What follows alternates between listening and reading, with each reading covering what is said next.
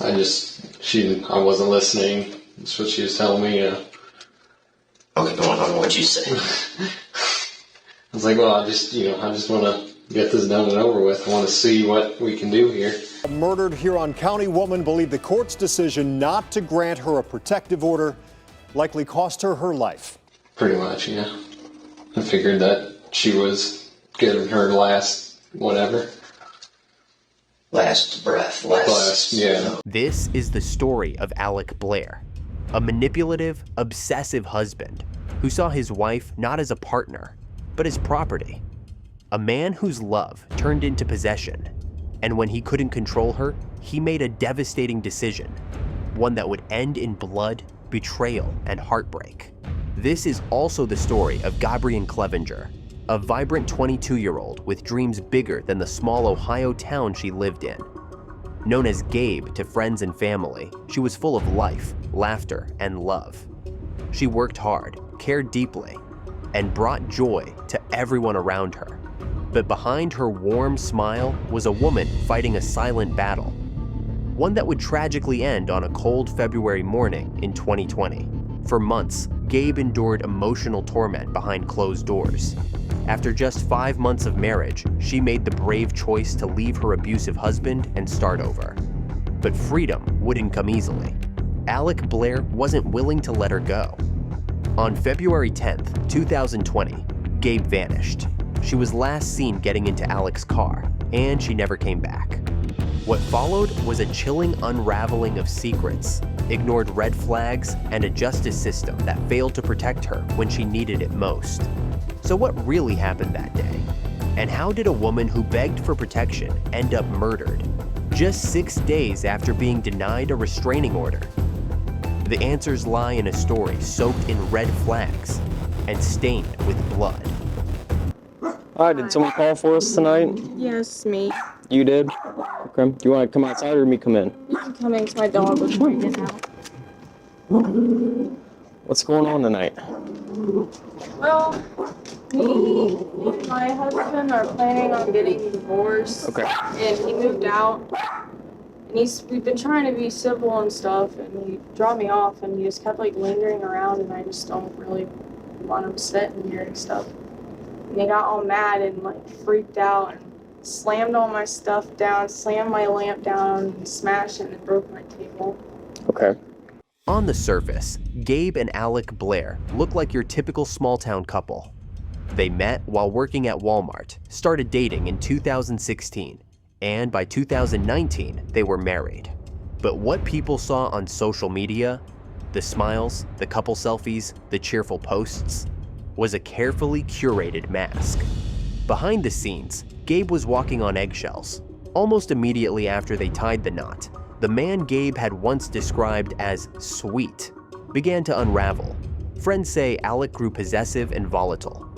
What started as controlling behavior escalated into verbal abuse, then emotional manipulation, then destruction. Has there ever been a history of domestic violence? Has he ever hit you, slapped you, threatened to? No, he just gets in my face and screams at me. Like on Saturday, I was trying to leave the house and he wouldn't let me leave. He was like holding me into like the bathroom and in the hallway, not letting me get out. And that was when?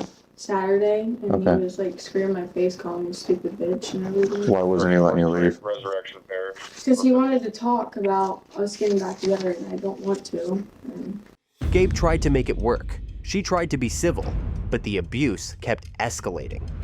Alec would scream in her face, trap her in rooms, destroy her belongings in fits of rage.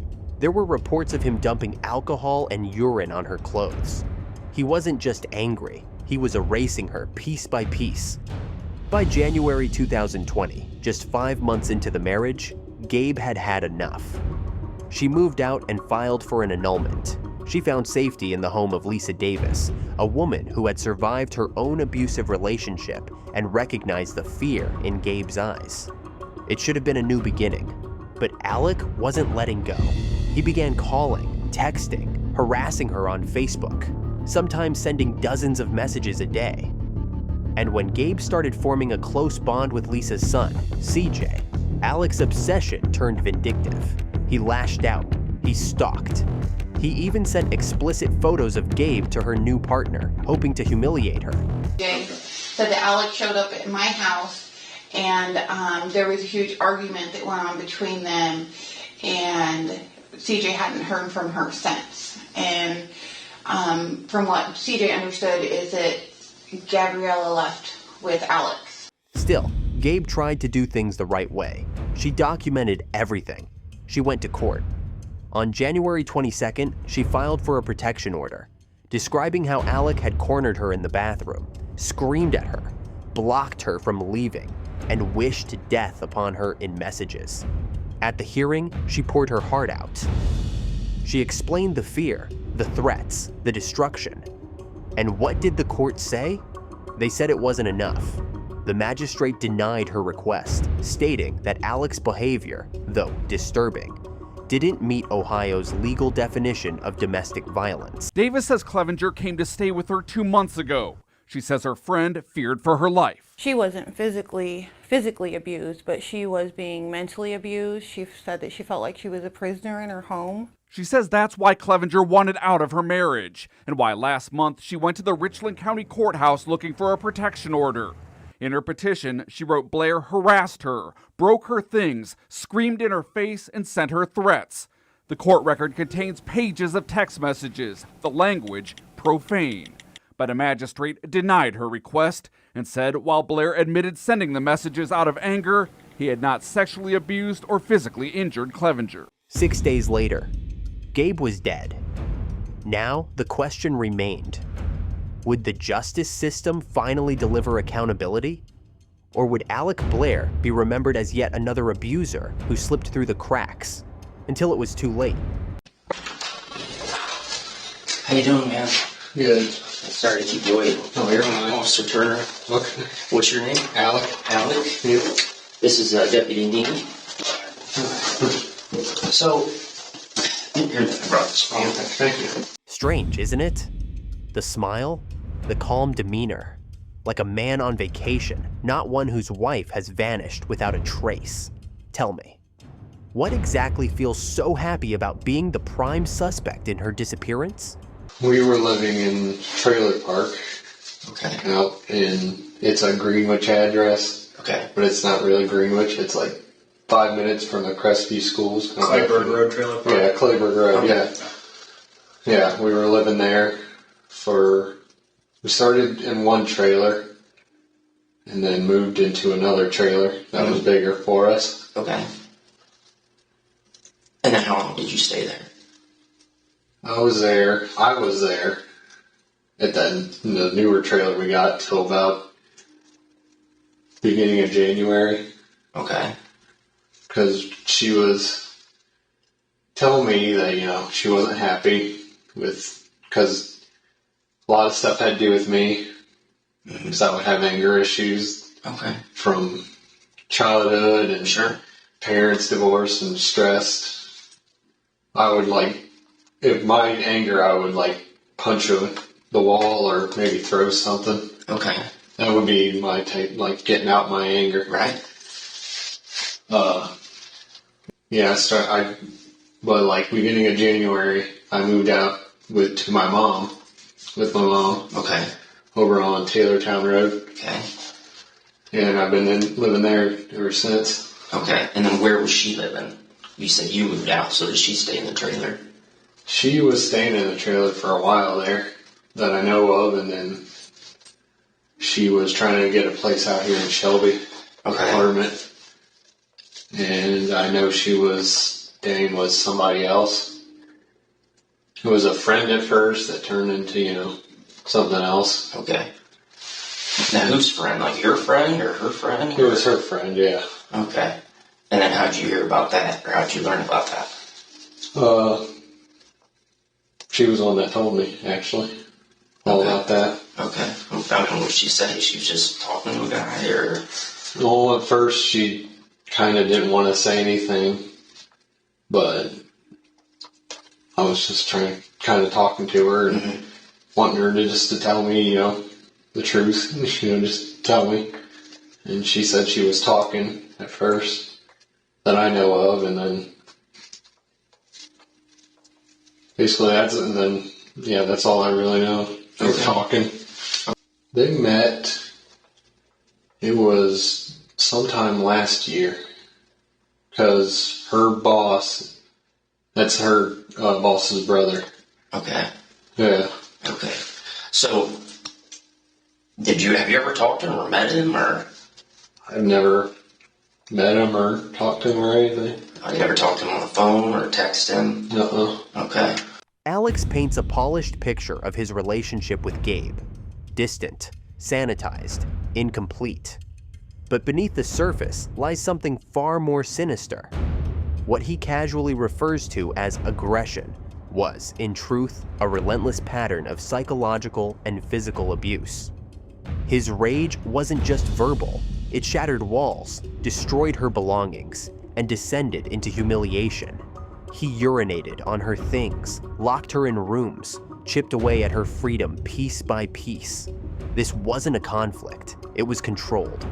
A slow, escalating torment that finally drove Gabe to flee in search of safety. Separated from Alec, she found love elsewhere, a chance at peace. But Alec wasn't done. He told investigators he barely knew the man in Gabe's life. The truth? He was obsessed, stalking him online, flooding him with threats, even sending explicit photos of Gabe in a calculated act of violation. So if he walked in the police department right now, you wouldn't know who he was? I could probably tell who he was, because, like, I've seen, like, his Facebook. Oh, okay. Yeah. All right. So you looked him up on Facebook. You Yeah. General idea of what he Right, looked like. yeah. Okay. All right. So when you found out that she was, like, talking to him, like, what was the status of your relationship at the time? I was single, I guess. Even though I was still, legally married. Okay. Okay. But, I mean, did you guys have, like, an understanding, like, we're going to see other people, or we're separated? It was hard for me at first. Mm-hmm. I kind of got really depressed with everything, just because I wasn't ready, and she was basically the first person I fell in love with. Sure. So it was just kind of hard for me to get used to it, but as of right now, I know my dad was trying to hook me up with some girl. Okay. Yeah, so this was last month that all this happened? Last month coming into beginning of this month. Okay, alright. Yeah. Okay, alright. Okay, so give me an approximate date when you think she moved over here. I want to say around the end of January. Okay, alright. I can think of it, yeah, because what happened was she was staying there, but she wasn't there the one night, and someone broke into the trailer. The trailer where? Your original trailer that you guys were living at? Second trailer we got. Okay. Someone, I guess, ended up breaking in, and they didn't take anything, but they did break a lot of stuff. Huh. And I knew they decided they wanted to take a pee on the floors, I guess, from what I was told. And she had the Richland cops come there, tell her that she probably shouldn't be staying there. Probably stay with a friend or her sister or something. So she told you, like, she called you and tell you that, hey, the trailer was broken into, or? I found out about it because our landlord called me and said the door was open. And so he was wondering how to get a hold of her. And I just told him to call her work boss. And I messaged her and asked her what was going on, and she told me all that. Okay, alright. So, from that incident, the burglary, or whatever that was, up until now, have you guys been amicable? Have you been getting along? I mean, what's going on between you and her? We were kind of civil, but then we kind of would go back into a path of just, we were messaging each other, and, it would just be like, really not, great things we would tell each other. We really didn't have a greatest relationship, but, I tried to be civil again, just because I wanted to calm everything down. Interesting, isn't it? All she wanted was to end things peacefully, civil, clean break. But Alec doesn't do civil, he does control. Well, me and my husband are planning on getting divorced. Okay. And he moved out. And we've been trying to be civil and stuff, and he dropped me off, and he just kept like lingering around, and I just don't really want him sitting here and stuff. Now, let's see how the detective navigates this web of lies, one thread at a time. You know, she wanted the divorce and I wasn't prepared. Okay. So I kind of just finally was getting into that feeling to do that. All right. So she had told you she wanted a divorce. Yeah. Okay. And is that what started kind of the waxing and waning of like the arguments, or? Yeah. That's what started it. Okay. And now, are you like talking to her on the phone about all this stuff? Do you guys text or Facebook message, or how do you guys talk? It would usually just be Facebook message. Okay. But most of the time she had me blocked on Facebook, so I'd have to talk to her sister to tell her, whatever. Okay, all right. So when's the last time you saw her? This morning, actually. Okay, tell me about that. How did you see her this morning? Why did you see her this morning? Well, because I was messaging her on Facebook because I wanted to go to the courthouse so we can figure out anything with a divorce, how much it's going to cost, all that stuff. Well, she didn't really want to at first, but I was trying to talk her into it just so we can get it all done and over with. Okay. And then when I did get her, we went to the car. I started going for a little bit, but she just wanted to try to start arguing. I really wasn't in the mood to argue just because I was tired. And, I told her, I was like, I'm not really in the mood to argue right now. I just want to go get this done and go to work. Well, she didn't want. She wanted to continue arguing, and then she told me she wanted to get out of the car, so I just was like, okay. So she got out of the car. It wasn't too far from her house, her boyfriend's house, or whatever. And, I decided to go home. Okay. So then you went back to take her down. Yeah, I went home and got ready for work, went to work. So where, you were going to Mansfield on 39? Or how were you planning to go to the courthouse? Yeah, I think it was 39, yeah. Is it the main highway, or are you going back roads? It was the main highway, yeah. Okay. I'm thinking about it. Yeah. Okay, so about how far away did you get before, she said she wanted to get out? It was like 2 or 3 minutes.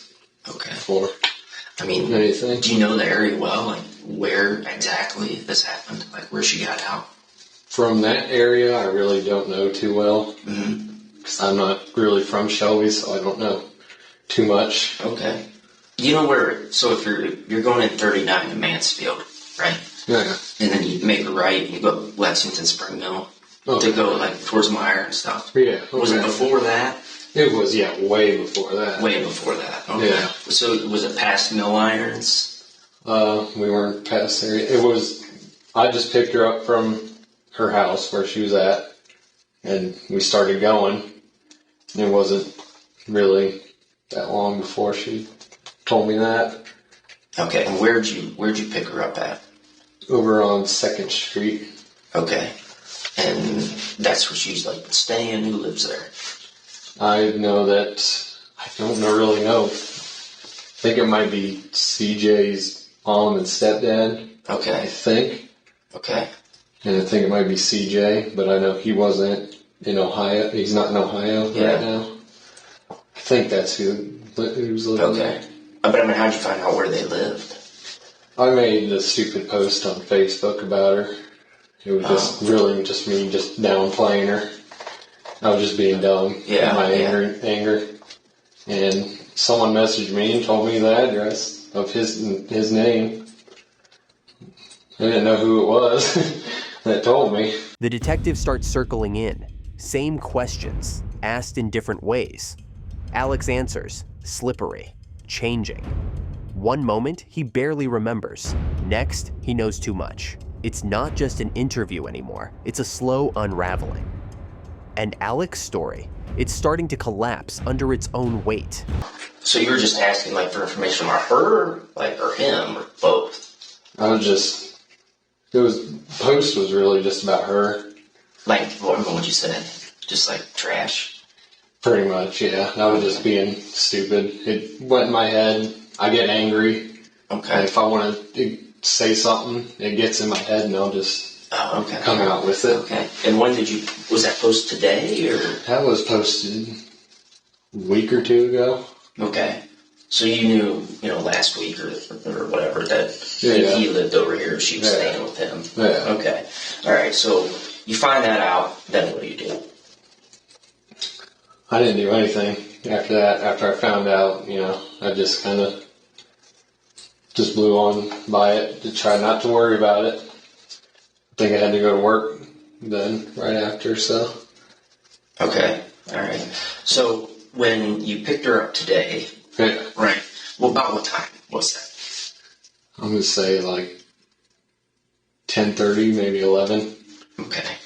And how did, why didn't you just go to the courthouse by yourself? Why didn't she just go by herself? Why did you guys have to go together? She doesn't have a car. I'm the only one with the car. When we were together, we had just the one car. Mm-hmm. And I ended up actually getting into an accident over here by Taco Bell and everything. Oh, yeah? Yeah, I rear-ended somebody and just got a rental car. Oh, wow. Okay. When did that happen? I think it was a week ago. Oh, okay. What were you doing over here? I went to go get gas. And came out there and hit the back of somebody. Okay. So when you were talking to her, when did the conversation start? Was it this morning about this whole courthouse thing, or when did you guys it was this morning. What time? I woke up about 10 o'clock. Started Messenger a little bit after. Okay, so you started Messenger this morning about 10. Yeah. On Facebook. Yeah. Okay. Just tell me how the conversation went. I was just telling her, just asking her if she wanted to go to the courthouse, and she told me something about an annulment. Okay. She was getting. I do know that, and then I was just looking up, I was looking up on LegalZoom, what kind of divorce stuff we could do. And I was trying to tell her about part of the divorce where we wouldn't have to pay court fees, because neither of us could really afford all this stuff. And I was trying to tell her about that, and I didn't know if an annulment really applied to us. Right. And I wanted to go to the courthouse because I wanted to see what we could do, if anything could do, or how much everything will cost. Right. All that. And she was just trying to tell me she didn't want to do it right now. But I wanted to do it just because it'll help me clear my mind a little bit better. Right. Just so I'm not, dealing with anything with her and just trying to move on. So you kind of changed your mindset. Now she's kind of dragging her feet and you want to get it done. Yeah. When before, she wanted to get it done right away and you did. Right, yeah. Okay. Now when did that change your heart happen? I kind of was thinking about it all weekend long. Just trying to thinking of it. And I was like, well, I might as well do it. I'd cut Messenger till Monday because, courthouse wasn't open. Sure. Till then, so I decided Messenger as soon as I got up. Okay, so you picked her up. What time did you say? I'm sorry. What time did you say this morning? It was in the 10:30 to 11 area. Okay. From her house on 2nd Street? Yeah. Was he there? This CJ guy, was he there? No, because I know he's not in Ohio right now. Yeah. Does he work somewhere else, or? I guess his work made him travel. Last I know, he was in Virginia. Okay.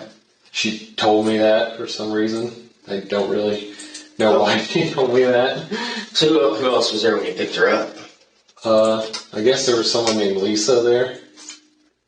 I don't know who that is or anything. At this point in the interrogation, Alec introduces a new name, Lisa, claims she was at the house when he picked up Gabe, then admits he doesn't actually know who she is, but we do. Lisa is the mother of Gabe's new partner, the same woman who filed the missing persons report. Gabe had just moved in with her a few weeks earlier, after a string of threats from Alec. In fact, not long before the move, someone broke into Gabe's home, smashed her things, urinated on the floor. Gabe suspected Alec, but with his name still on the lease, police said there was nothing they could do. Alec's confusion over Lisa being present is telling, because Gabe was actually home alone when he picked her up. That detail, it matters. It suggests Alec knew she'd be alone. To better understand what unfolded next, let's listen to the 911 call Lisa made the moment she realized Gabe was missing. Shelby Police Department. Hi, this is Lisa. I'm calling. I live at 122nd Street, and I would like to make a police report. Okay, what's going on? I have a young lady who's living here with me. She's been here for about, I'm going to say about a month and a half. Her husband got very violent with her, and she has a bunch of police reports there in Mansfield that she's filed. She also filed for an annulment. She's waiting for paperwork to come here to this address. Anyway, Alex ended up, her soon-to-be ex-husband ended up finding out where we lived at, and he come over all psycho and banged on the door. She ended up leaving with him, and she texted my son, who is out of state, and said, "Hey, I'm with Alex. He became psycho," and Cedar's like, "Why didn't you call the police?" But anyway, nobody can find her. She didn't show up for work. She didn't call off. That's so out of her character. I'm hoping I can file a report. Now, the question is, what move does the detective make next? The board is set, the lies are piling up, and Alec's mask is starting to slip. Did you see Lisa? No, I don't know how she got my number, but she was texting me, asking me what was going on. Honestly, I have no idea how she got my number. I don't know. I don't know what she said. She's just like, how did the conversation start? I think she said, it's Lisa, and then asked me, asked me, can't remember how it actually went. He said, "It's Lisa. Have you heard anything from Gabe? Because I'm worried about her." Yeah. And I was like, "I haven't heard anything. I was trying to get in contact with her too." And then I was asking who Lisa was, because I didn't know who that was. And she said, because Gabe never actually said anything about Elisa, so I had zero idea who this person is, and how they got my number or anything. Yeah, and then she was just trying to ask me what was going on. I was telling her, what had happened, and, how I was having major panic attacks at work. Yeah. My boss could tell I was doing it because I was freaking out on what was going on with her. Okay. With Gabe. So about what time did you get this text from Lisa? It was probably about 2:20. Okay. 2:10, 2:20, yeah. All right. And Lisa just said, hey, basically, where's Gabe? Or just asked me, have you heard anything from Gabe? Because I haven't heard anything or seen her. Yeah. And what'd you tell her? I just told her, I told her straight up, what happened today, and that I was worried too, because her coworkers, Gabe's coworkers, were telling me that Gabe didn't show up to work today and she's not answering her phone. Wow. Okay. Now, is that unusual for her? Oh, yeah. Yeah, she's at work all the time, never late or anything. So when did you become, concerned? You say you started having panic attacks. What? I got a message from one of her coworkers named Ruthie. Okay. She would tell me, asking me, where Gabe was. And I was like, I was like, what are you talking about? I just saw her, I told her what I just told you. Yeah. what happened this morning. That's when. Then I got another message from somebody else she works with, asking me the same thing. So I told her the same thing, and that started like building up my anxiety and panic attacks and everything. Because I'm like, what's going on right now? Right. I just saw her. What do you mean? Yeah. So I mean, like, tell me what you said to them. Like, I mean, I know you said it was the same thing, but exactly what did you say to them? It's like I haven't heard from her, and I saw her this morning, and that I wanted to go to the courthouse with her to do some divorce stuff, and she didn't want to at first, but I kind of was making her come along, and she wanted to get an argument with me, so she wanted out of the car, and I stopped the car. She went out. I drove off. Okay, so you're driving towards Mansfield on 39. Yeah. Okay. And you come off of Taylortown and you turn left to go towards Mansfield. I turned, the left turn down towards Taylortown, that whole road. Okay. So you're on Taylortown, you're heading which direction? Turn left. And yeah. Heading south Yeah, towards Mansfield. south, yeah. Okay. Be south. What is the argument about when you guys are at this point? Just that I'm messaging her too much, or that she doesn't want to do this right now. That I can wait on to do this until she wanted to do it like Tuesday or Wednesday. Mm-hmm. She wanted to do it. And I wasn't listening. That's what she was telling me. Okay, go on. What'd you say? I was like, well, I just want to get this done and over with. I want to see what we can do here. Okay. So what made her so mad that she jumped out of the car? Just because she doesn't like to be around me much anymore. Okay. And that's because just of the arguments you've had in the past? Or? Yeah, because of arguments and my anger towards her, where I would call her stupid names just because my anger would do that to me. And she just wasn't happy with what I was at the moment. Okay, all right. So, you just, what do you call her? I'm calling her just, stupid shit. I'll call her like whore or all that stupid stuff. And you've called her that before? Yeah, usually when we were together, I would call her that just out of fun. She would laugh when I would do that. Mm-hmm. But now it's just, this was like me. I was angry. Okay. And I was just putting it out. All right, so you're driving on Mansfield Avenue, and you're getting this kind of back and forth about some name calling, and you wanting to do it today. And then what happened from there? What happened after I was calling her names, or today? Yeah. Mm-hmm. Oh yeah. Okay. Yeah.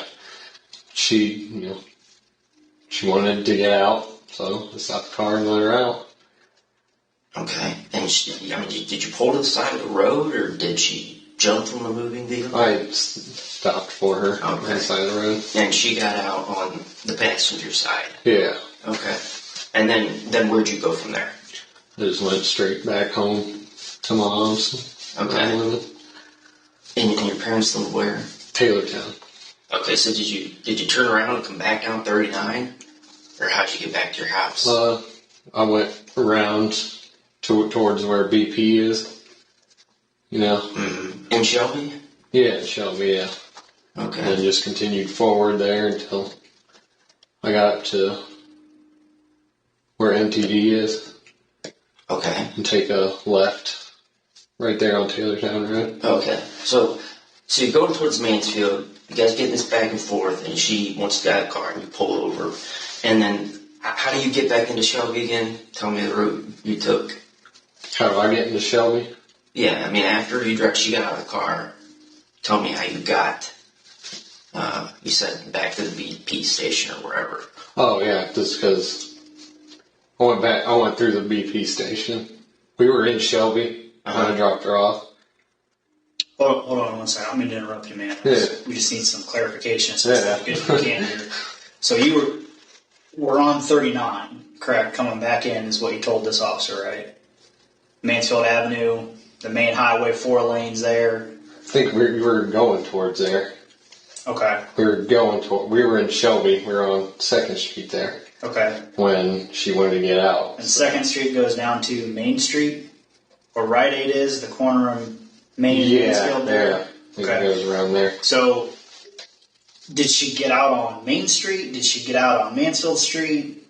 Just where exactly did you pull over and she got out of the car? I don't remember what road that is. I'm not too familiar around here. Well, let's make it a little bit broader to start. Yeah. Were you still in the city, or had you gotten out into the country? We were still in Shelby, yeah. You were still in Shelby when she got out of the car? Yeah. Okay. So you hadn't made it, like, out past Kehoe Center and MDT and all that or anything? We didn't make it out past there. I dropped her off right there. Okay. So we were still on 2nd Street, I'm pretty sure. So you didn't even make it off 2nd Street before she got out of the car? Yeah. Okay. So did you guys stay parked in the driveway or the street and argue for a little while? I mean, you said 2 to 3 minutes, and 2nd Street's not exactly a long street. Right, yeah. So it was a while that we were sitting there. Okay. So we started driving out a little bit. And then... So, I'm not putting words in your mouth. You tell me if this is correct or not. We're just trying to get a handle on this. So, you go to get her. You guys are kind of arguing in the car a little bit, sitting still. Right, yeah. Take off on 2nd. She's getting more and more irritable with you. Doesn't want to be around you. So, you pulled over on 2nd Street. Yeah. And let her back out of the car. Yeah. So, didn't even make it a full street with her in the car. No. And out on, okay. All right. That, I guess that makes it a little clearer because I guess I was kind of under the impression that you guys had made it like closer to Mansfield when she got out of the car. That's why we're trying to just figure out.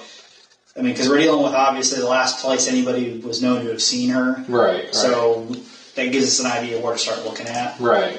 All right. So you're fairly sure you didn't even make it off 2nd Street before she got out of the car? I'm pretty sure we didn't make it off 2nd Street. Okay. Yeah. Okay. All right. And what did she say when she got out? That she would just contact me when she feels like it to do this. Okay. And I mean, did she say anything else? Flip you off or? No. Okay. She just, well, I mean, the last time you saw her, what was she doing? Last I know, she just got out of the car and started walking, and I just kind of drove off.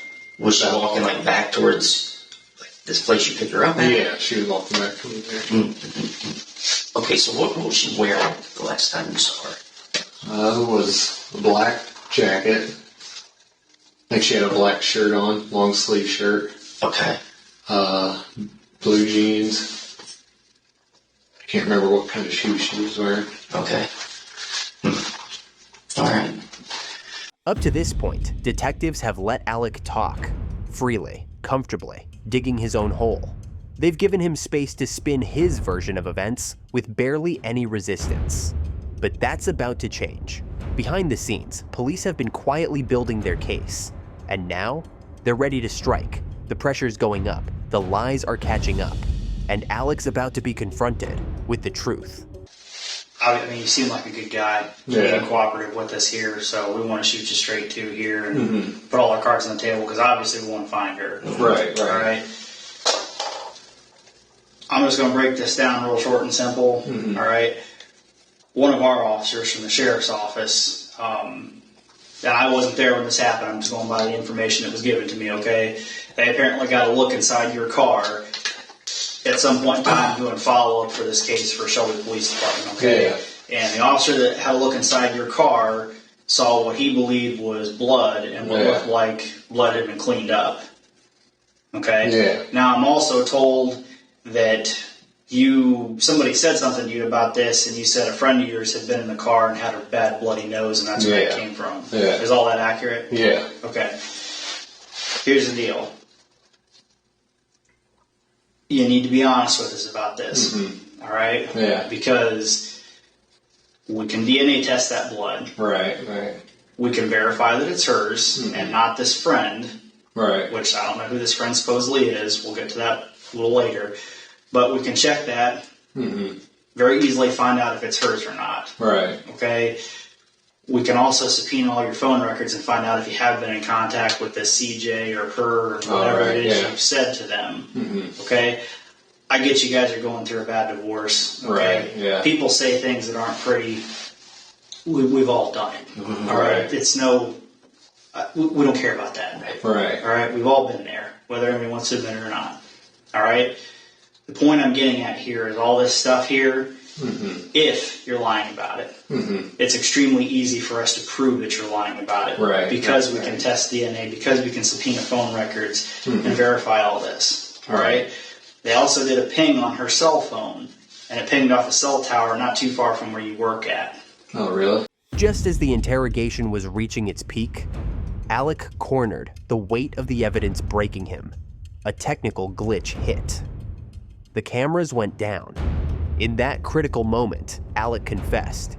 He admitted to dumping Gabe's body, but none of it was recorded. Moments later, another officer enters with the bad news. The confession wasn't captured. Now, they face a high-stakes challenge. Getting Alec to say it all again, this time on the record. There's a risk he won't, that the window is closing, so the detectives shift tactics. This is where Officer Turner steps in. Watch his posture. Hands behind his head, body relaxed. It's calculated.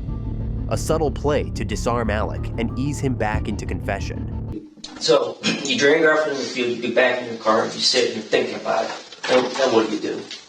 Officer Turner, could I talk to you for 1 second? Thank you.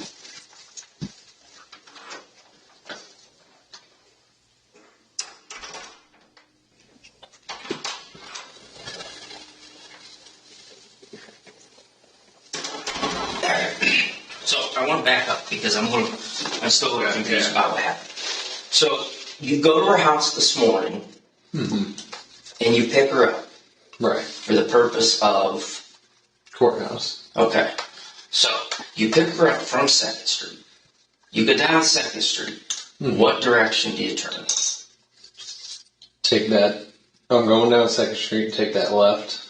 Okay. Go down towards the stop sign. Okay. Take another left. And then it's basically we're just going straight towards where the main road and everything is. Like Taco Bell, Wendy's. Okay. Going down there. Going the turn lane right there towards where Taylortown is. Mm-hmm. Turn down Taylortown. All right. We got to the point, where I did hit her. Okay. And then I did turn down where the golf course and everything, and towards that dead end. And that's where I left her. Okay, so after you hit her, she's bleeding everywhere. Is she immediately unconscious? Yeah. Okay. Much, yeah. And then tell me again what you did. I'm just trying to understand the sequence of events here. Like where I hit her? Yeah. Went like that. Okay. Here. Alright, she starts bleeding real bad. And that's the blood that's in your car right now. Right. It's not this other made-up friend that you said had a nosebleed. Okay, it's her blood. We got that. Alright, so she's unconscious. What do? You go around this other side of the car? Yeah. Yeah. Then what happens? That's when I take her out to the cornfield.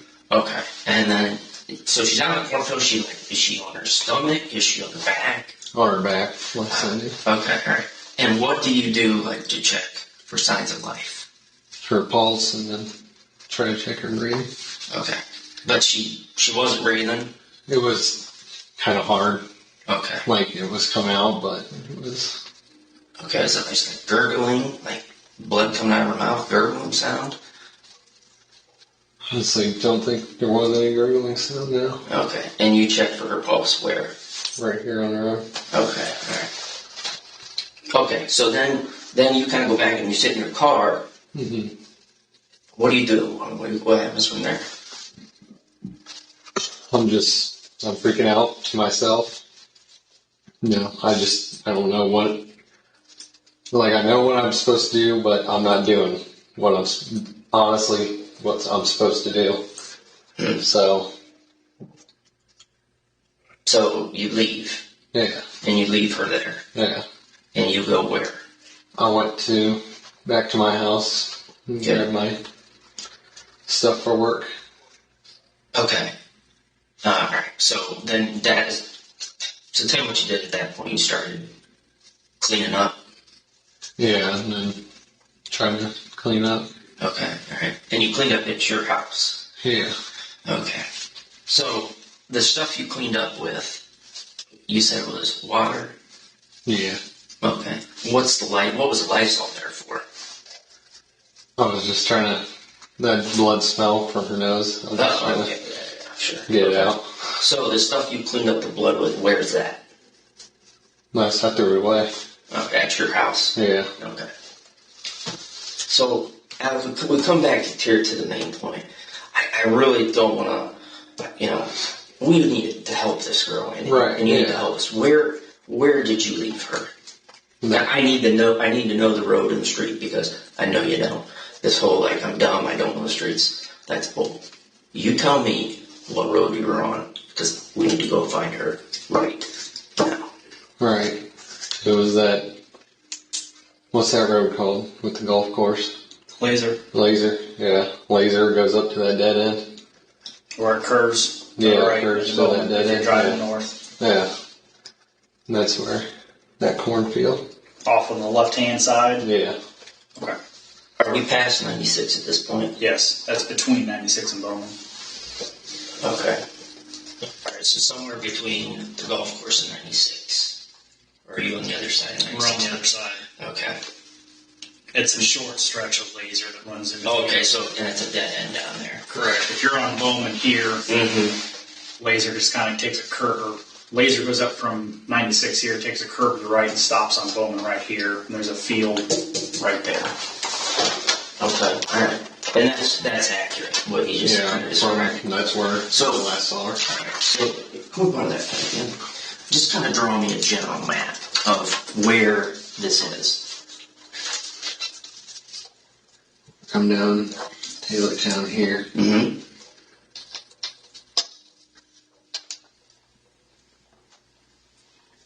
Come down Taylor Town. That golf course. Then, would have been to my left. Mm-hmm. So that's laser. Mm-hmm. I didn't say spot. That's fine. And then that little curve. Can't remember which side that was on.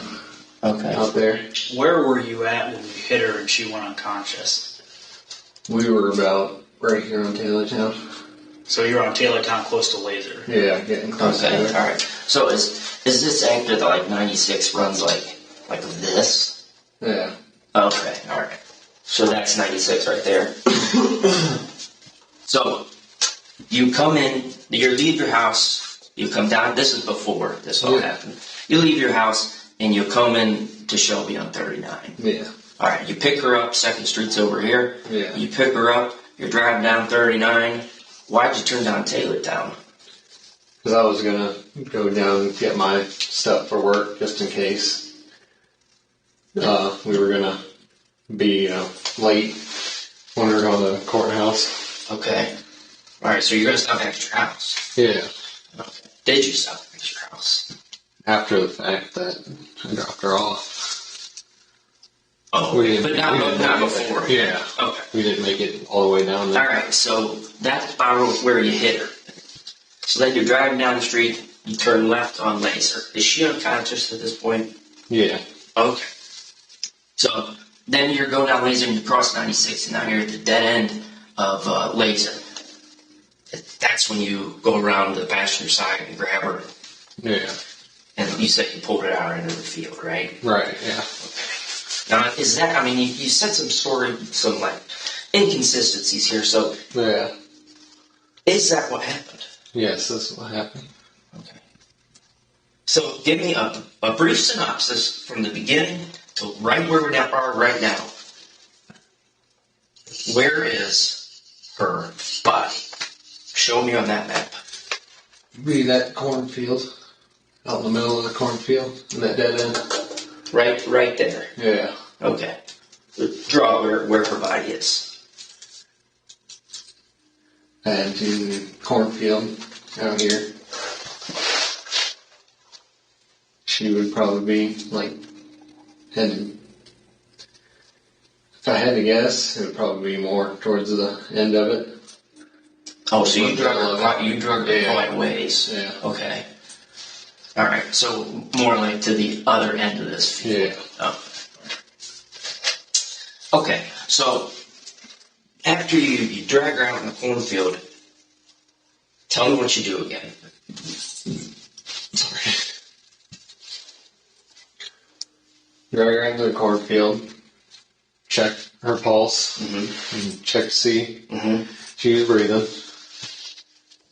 I kind of, freaked out a little bit and went back to my car. Okay. Freaked out like a lot more. Didn't know what to do in my car. And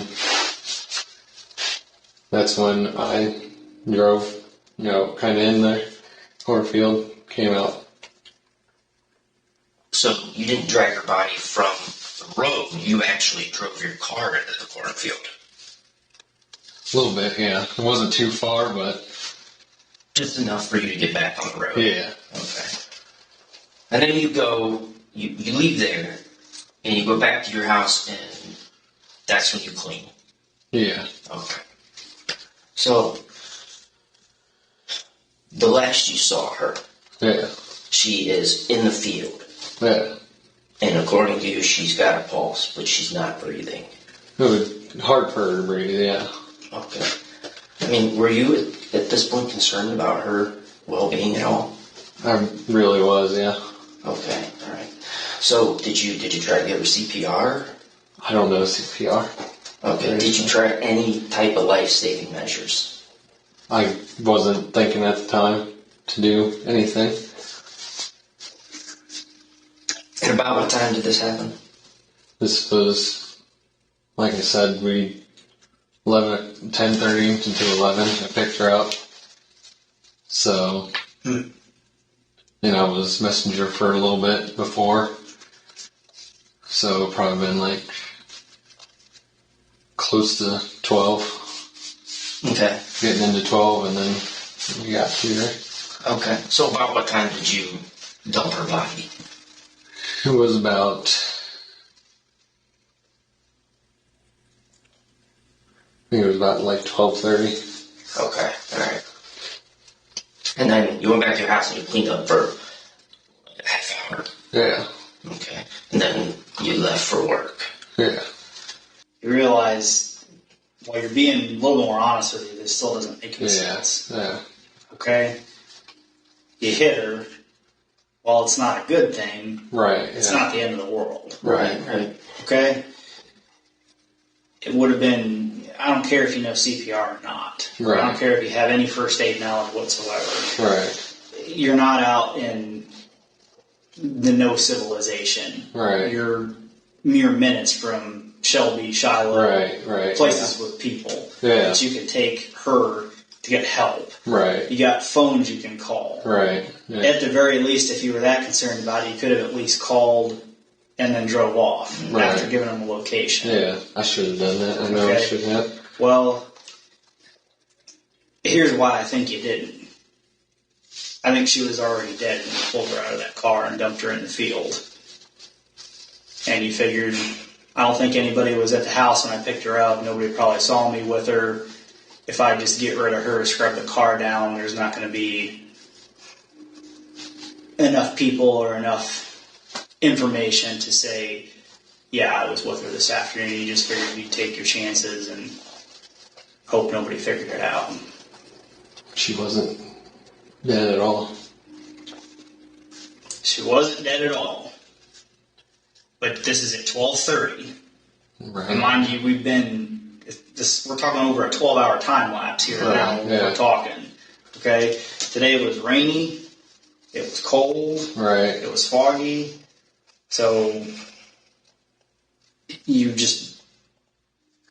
concerned about what's going to happen if people find out you hit her. Right, yeah. She's still alive. But yet you just dump her in a field in this cold weather where if she's unconscious, she's got more than a fair chance of freezing to death before anybody finds her. But your concern is you just don't want anybody to find out that you hit her. Yeah. This is where it makes no sense. It was just concerning me, just because hitting a woman, that was a big deal for me. But you see where I'm going with this. Yeah. It's more than just hitting. Right. Okay? I think you're smart enough to realize that, hey, I can get her help. I can take my take my hit for domestic violence if she files charges out of this. Yeah. Take my first degree misdemeanor and go home. No big deal. Right. All right. I don't think, as smart as you are, you'd go to that lengths to cover up a misdemeanor offensive violence. It doesn't make any sense. I wasn't thinking, honestly. She was dead when she came out of that car, wasn't she? Last I knew, she wasn't. She wasn't alive or she wasn't dead? She wasn't dead. But yet, in order to avoid possibly getting in trouble over a misdemeanor or domestic violence, you left her out in the cold in an area where a passerby is not likely to see her or find her. Yeah. Come on, man. You've been doing good opening up and being honest about what happened here. It's time to come full circle here and tell us the last of it. I don't think she was dead, at least to me. After kind of... Why don't you think she was dead? Because I was thinking she was breathing, had the pulse. Okay. Maybe she was that was probably like kind of the last of what was getting through her. Sure. So when you left at that point, you knew she was dead. I didn't think of it or anything like that. When did you realize she was dead? After the fact that I was trying to check her breathing. Mm-hmm. So, generally one punch will knock somebody unconscious. Right. So, I need to know, was it one punch or was it several punches? It was a couple of them, yeah. How many do you think?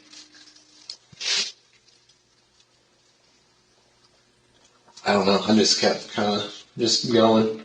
Okay, and this is all in the car. Yeah. And you're using your right hand. You're going like this. Yeah, because I was driving with my left. Okay. All right. So you hit her several times with your fists. Wait, with your fists, right? Yeah. Okay. Did you hit her with anything else? A club or a bag? I had nothing else in the car with me. Okay. All right. So you drive her out into the field, and you said you're checking for her for breath.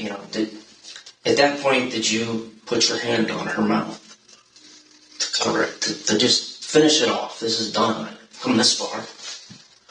Honestly, I did put her towards her mouth more. Mm-hmm. I didn't try to cover her nose. I could feel that she was struggling to kind of get that out. Okay, all right. So, but you knew at that point she was dead. Pretty much, yeah. I figured that she was getting her last whatever.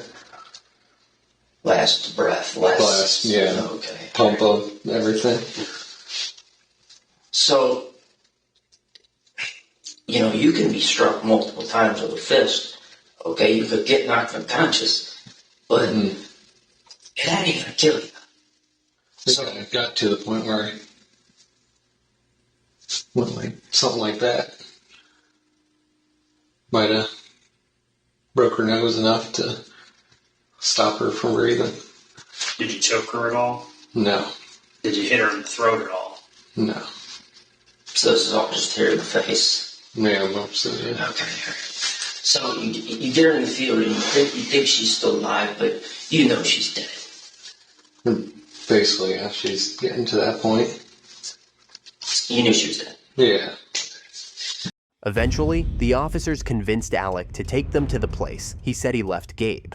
He led them to a remote cornfield off Laser Road, between State Route 96 and Bowman Street. And there, in the middle of the field, they found her, Gabe's lifeless body. But the scene told a much darker story than Alec had admitted to. Gabe hadn't just been attacked. She had been stabbed 14 times, a violent, personal frenzy that shattered Alec's earlier claim of a single punch. This wasn't a moment of anger, it was a deliberate, brutal killing. I cherished her, I cared about her, and yeah, I loved her. I seen a lot of myself in her. That's because Davis says she was a victim of domestic violence. While she doesn't blame the court for not protecting Clevenger, she says the law needs to change, allowing judges to not just consider physical abuse, but mental too. Had she had that piece of paper the days that he come to the door, she would have felt confident to call them and knowing that he's breaking a law. Davis knows it won't turn back the hands of time, but hopes changing the system she says failed her friend can prevent others from losing a loved one. She can't die for nothing. She can't. Her life has to have some kind of meaning. Alec Blair was arrested and charged with the murder of Gabe Clear. He eventually pled guilty to 14 charges, including aggravated murder. The court sentenced him to 45 years to life.